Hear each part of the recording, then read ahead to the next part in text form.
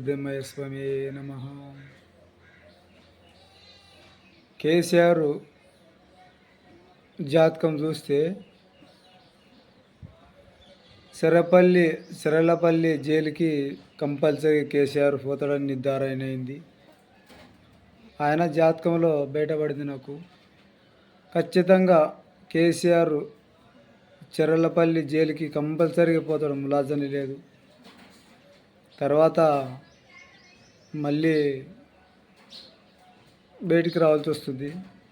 ఎందుకంటే రేవంత్ రెడ్డి పగబట్టినతో ఖచ్చితంగా కేసీఆర్ చెరలపల్లి జైలుకి కంపల్సరీ పోతాడు అని ఆ భగవంతుని వాక్యంలో బయటపడింది నాకు. ఆ వీరబ్రహ్మయ్య స్వామి ఏం చెప్పాడో, నిజంగా కేసీఆర్ చెరలపల్లి జైలుకి పోతున్నాడా లేదని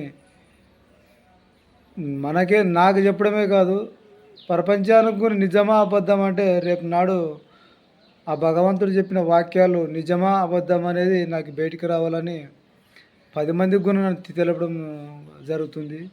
నాకు చెప్పింది అని నేను ఉంటే సరిపోదు కదా, 10 మందికి తెలిసాలని నేను బయటపడాలి.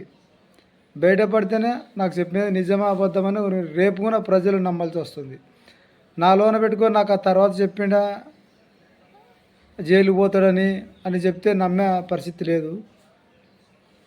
దానికే ముందే ఖచ్చితంగా కేసీఆర్ చెరలపల్లి జైలుకి పోతాడు, అది పరమాత్ముడు చెప్పాడు. ఇంకొక విషయం, 4 సీట్ల 201 ఓటు ఆయనకు వస్తుందని గుర్తించాడు. మరి చూద్దాం ఇవన్నీ కూడా ఎంత నిజమో ఎంత అబద్ధమో. నా ఆత్మస్వరూపంలో ఆ వీరబ్రహ్మయ్య స్వామి చెప్పిన సత్యాన్ని మరి నేను నిలుపుకుంటానా లేదంటే నిలుపుకోలేనా, ఈ ఎలక్షన్లు అయిపోతేనే తెలుస్తుంది. మరి అందరు ప్రజలకు కృతజ్ఞతలు చెప్తూ సెలవు తీసుకుంటాను. మరి ఓం నమః శివాయ.